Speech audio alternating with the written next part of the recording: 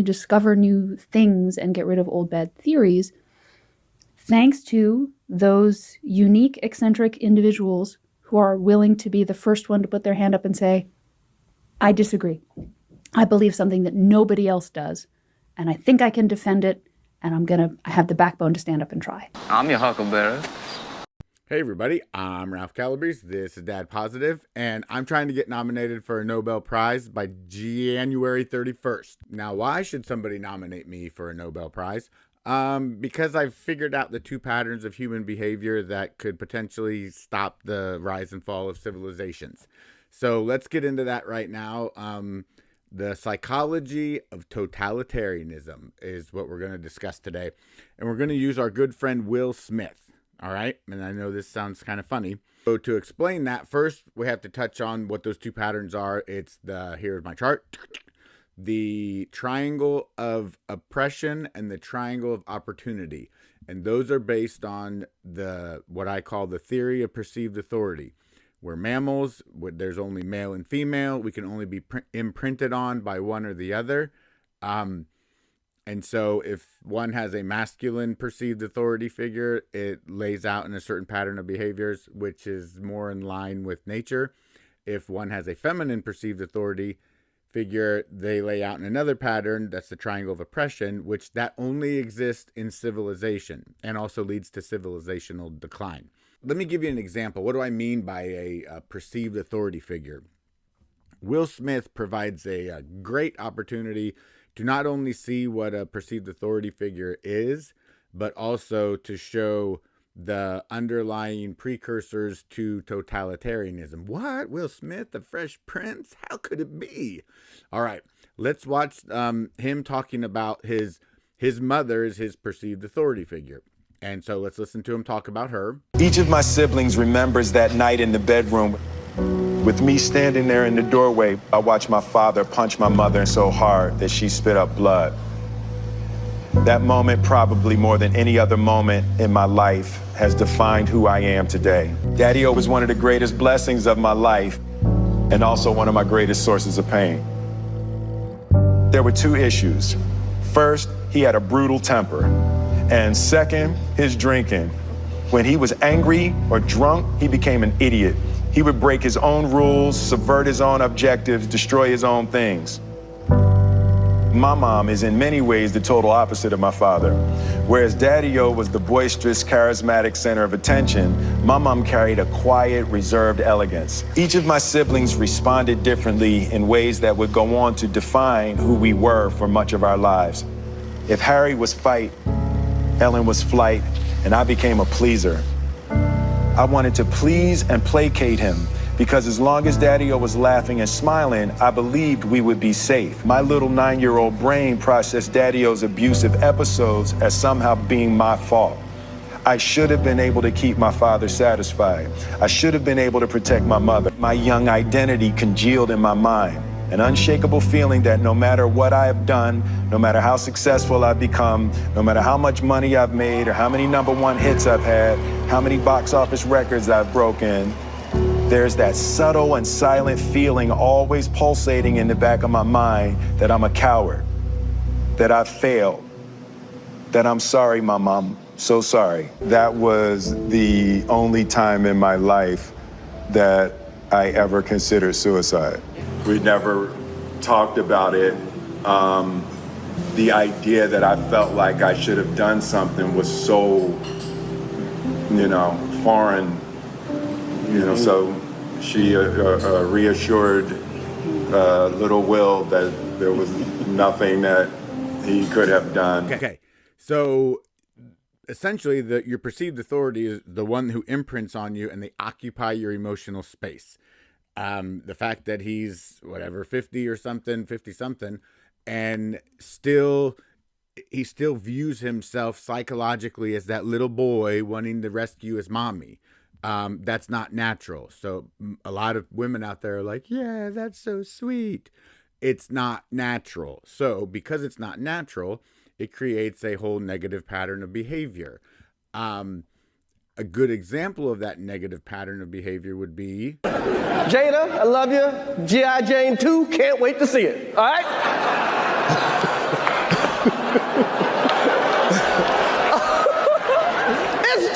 that was a nice one. Okay. I'm out here. Richard. Oh, wow. Wow. Will Smith just smacked. Keep my wife's name. Wow, dude. Yes. It was a G.I. Jane joke. Keep my wife's name out. I'm going to, okay? Smack. The smack heard around the world. Okay, so the psychology of that is, again, we're getting to the psychology of totalitarianism. The psychology of that is he's a assertive This is the precursor to the most dangerous aspects of the fall of civilizations, is when you have someone who's a masculine figure who's physically competent but psychologically incompetent, who's psychologically subordinate to feminine energy. Okay, so because he's physically capable but he's subordinate to the triangle of oppression, he only views the world through negative emotion. And so in this example would be Chris Rock is the perpetrator and Jada's the victim, and he has to act as the comforter. That seems harmless, except, well, you saw it justifies it justifies violence based on that pattern, and it also doesn't regulate itself. If you look at how that happened, it was like boom, like that. There was no discussion, or he's like subconscious, just, oh, I know I'm supposed to do this because I'm defending my it's defending the feminine energy, but it's completely subconscious. He was just like on autopilot. And that's the part that makes it scary. The other part that makes it scary is it's based in feminine energy. And because we're mammals, and mammals don't turn, nowhere in nature do mammals like attack the female. And they certainly don't attack the nursing mother. That's the craziness of how could he go up there, slap the shit out of Chris Rock, and just sit back down and receive an award, and it was like no big deal. Because even though he carries himself as an assertive masculine, he functions in feminine energy. So we don't even look at him. You could pick any, I can't think of an assertive male off the top of your head that you knew if they went up there, they'd have been arrested, because that would have happened. And it wouldn't matter if they were black or not. It has nothing to do with race. If it was a more conservative, assertive, masculine person who went up there and did that, they would have been, security would have come out and arrested them. It was because he carries himself in feminine energy that he's not perceived as a threat. That's how this stuff at the beginning of these, at the beginning of crashes of civilization, like, how did people get away with this? It's because when they're doing all these, awful things, like in Great Britain where they're arresting people for posting stuff on Facebook, the people doing it, and the way they're doing it, it's in the feminine energy. So it's this weird thing where it's like, yeah, that's crazy what you're doing, but because it's based in this negative feminine energy realm, you don't actually see it as a threat. That's how this doesn't keep happening over and over and over again for no reason. That's why this is worthy of a Nobel Prize, because I figured out how and why. Why does it? The why is we're mammals, and when things get to the negative aspect that's based in feminine energy, because we're mammals, we don't have the wiring to identify it as a threat. You don't see it as a threat, even though it's tearing the countries apart. You don't see it in Australia or Great Britain, and it's happening in the U.S. You don't psychologically or subconsciously feel it as a threat, even though you're watching it happen right before your eyes. So that's because it's based in feminine energy, and as mammals, we're not wired to go on the attack against the feminine. So, okay, now the whole totalitarian aspect of it. Am I being hyperbolic by saying that totalitarianism is based in feminine perceived authority figures? Okay, let's look at here. I got some notes here.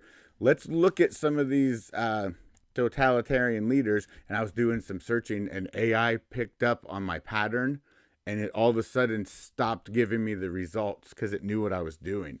I was identifying that many of these totalitarian leaders have mommy issues. And so eventually it got to where there's no information. And then it started giving me false information. No, that is not true. It's like, no. And then it said, not working at this time.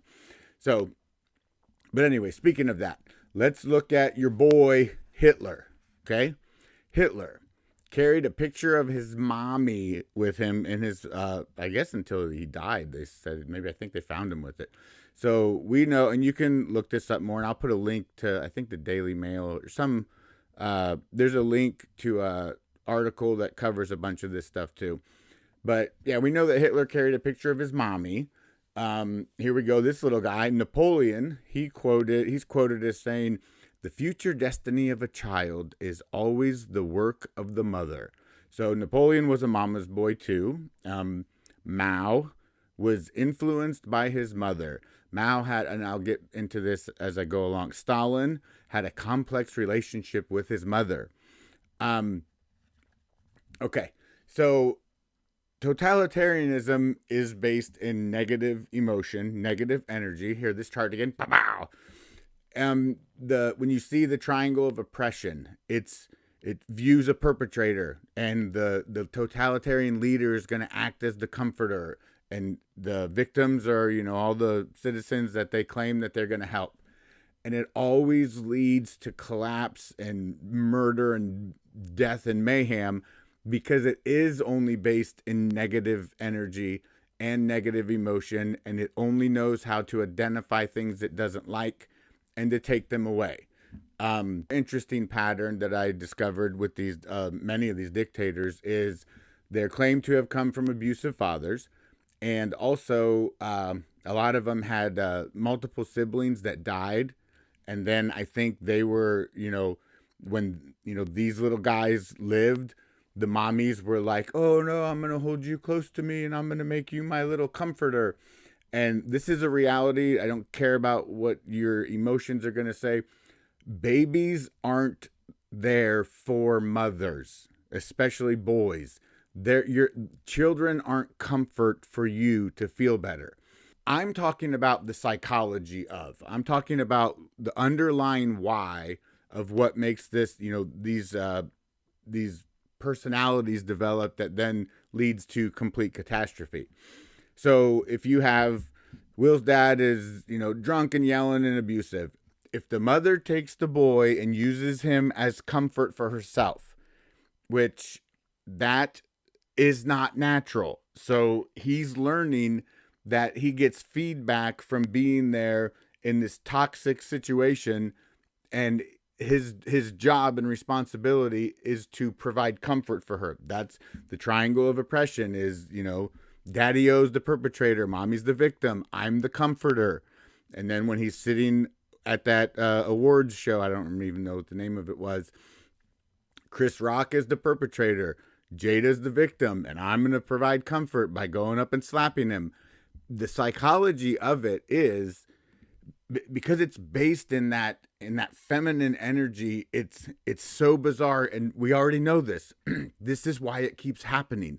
How do millions of people die without someone standing up and saying, "Hey, maybe we should stop this. Oh, you guys are going to be dead."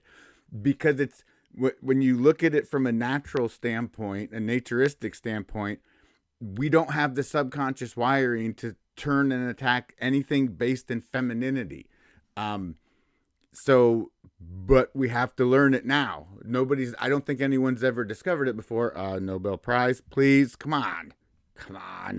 So, now to throw a monkey wrench in here, not really monkey wrench, but to prove my point, if little Will was, instead of feeling like he had to, cuddle up to mommy and make her feel comforted and safe, if he would have turned and tried to challenge his dad, if he would have had internal, because right now in his 50s, he, does this interview and he still talks, and like, come on. He still talks and cries about his mommy as a grown-ass man. And so if he would have turned and had a tension and a frustration with his dad, he wouldn't have grown up to be like that. He wouldn't have grown up to go slap Chris Rock. He wouldn't have grown up to marry a woman who's going to constantly make him have to earn something from her that she never actually gives to him. He wouldn't have grown up in that pattern. And so the evidence to that is, because especially let's go on all these other, because Hitler was supposedly abused. I don't remember. I think Mao was, I don't know. But a lot of these dictators supposedly came from, Stalin did. His dad was like a shoemaker or something. They came from abusive fathers. Let's listen to this guy talk about his abusive father. Your father beating you made you the man you are today. Correct. You believe that? I absolutely, categorically know it. Your father was a very tough man and a very strong disciplinarian. Correct. A man of principle. Correct. He once caught you shoplifting, and he Yes. Right. It brings back memories even now. It just sent a shiver up my back. Yeah. It sends a shiver up everybody's back when they watch you say it. You were beaten severely. Correct. Until you were unconscious. Correct. But you feel for sure that this was out of love, and it made you the man you 100%. are today. Well, a lot of people would just say that's just scarred you, and all you become is an angry man. I didn't say I wasn't angry. But there's no contradiction between saying you're a scarred, angry man and you're also your father caused it, but it was all good. It was good. Okay, right. Good for me. Okay, fine. If my kid brother was here, he would tell you, and he did at my 70th birthday, amongst a bunch of other things, if Dad had beat me more like he beat my big brother Danny, I would have been more successful. Been more successful. Okay. That's Dan Pena. He's kind of crazy, extremely successful. I don't agree with that approach of parenting. But what I do agree with is the reality that an assertive, masculine, perceived authority figure is in line with nature, and it does make you function in the positive emotion and positive energy, which a lot of the sissies out there are going to be like, how could that be? But he got hurt so much. Because if you, again, take everything back to nature, if you think about mammals in the wild, it's in our psychobiology to compete for survival, to compete for reproduction. It's not a whackery job for a young male to get their ass kicked. I know I'm the youngest of 8 kids, and I had 5 older brothers. So whether the sissified hippies nowadays think that that's terrible, and it's wrong, and that's not, I'm not condoning any of that. But what I am saying is having assertive masculinity impose itself on a young male doesn't relate to totalitarianism. It relates to an individual who makes themselves completely competent so they can deal with the masculine, because that's based in nature. It's based in survival. The other way around, having, whether it's an assertive mom or a disabling mom like Will Smith has, that's not natural. Nowhere in nature does that take place. Female mammals nurse their offspring, then they wean them and say, okay, go on your own, and then they go about their life. In civilization, that's not what's happening, and the less assertive masculinity there is, the more assertive in either disabling femininity or when you're subordinate to the feminine, it creates this chaotic pattern, the triangle of oppression, that doesn't exist in nature and always leads to complete collapse. Now, the precursor to collapse is, look what's going on, like I said, with, the courts and the law enforcement in Western civilization, the arresting people. It started with COVID. The psychology of that is because it's bonkers. Like, it's bonkers to see, like, at school board meetings or county council meetings, people just sitting there, and then someone says something that the panel doesn't like, usually a sissified panel of women and feminine men. So again, the excess of the feminine, the negative, as a panel of sissy, and they'll just look, and then all of a sudden an officer will come over and start, dragging someone away. because in their mind they're appealing to the feminine. This is subconsciously, and if you're a law enforcement out there and you don't understand and you don't question why you're doing what you're doing, this is the reason why. And whether you look at your own life, you probably have a wife that you're subordinate to, and you're used to just whatever the feminine says, you go along with it. Whether it started out as, I don't want to make waves and I just want things. But if you're an assertive masculine man and you are subordinate to feminine energy, you're one of the most dangerous people on the planet, because you'll just subconsciously do that negative shit and you're capable of it. That's where the problem is. These weaselly little men that are like that, they're dangerous in the fact that they can convince you physically capable but psychologically disconnected because you're wired to the negative. They convince you to do it, and you just like Will did. He was just sitting there and looking, he's laughing, and then he looks over, I have to go slap Chris Rock. You guys are the same way. You're at whether you get a call and you're in Great Britain, it's like somebody texted or Facebook posted something offensive. I must go arrest them. You're under the subconscious wiring of the triangle of oppression. You're functioning in negative energy, doesn't exist in nature, and you're not doing the world a favor by asserting your masculinity in a negative manner. Masculinity is supposed to be based in positivity, critical, think the critic. That's the triangle of opportunity here. You think critical about what you're doing, and you accomplish it, and you be victorious, and then you get praised. None of you are getting praised for arresting people for fake book posts, or fake book, that's true. None of you are getting praised for dragging people out of, board or council meetings and all of that stuff. You're Will Smith. You're under the guise and the subconscious manipulation of feminine energy, and you're just on autopilot. And like this list of dictators here, it always leads to death. There's no way around it. History's not going to look back and say, oh yeah, they got it. Those guys were doing it right. So the men in those situations, you got to stand up and say, no, I'm not going to keep doing this. This doesn't make any sense. And it's freaking murderous and disastrous. Maybe 20 years from now, maybe 10 or 5. This pattern isn't going to break itself unless someone and everyone stands up and says and identifies, which again is why I should be nominated for a Nobel Prize.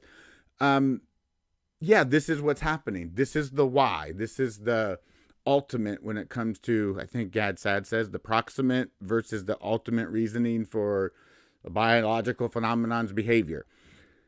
The theory of perceived authority dictates whether you function in masculine or feminine energy, the triangle of opportunity or the triangle of oppression, and it also determines the rise and fall of civilizations. We don't want the West to fall, and it's getting there. Like they're knocking the blocks out from underneath it right now. Let's talk about this. Yeah, it's pretty important. Okay, I got to make some more videos and try and get this Nobel Prize. I don't know who else is out there going for it.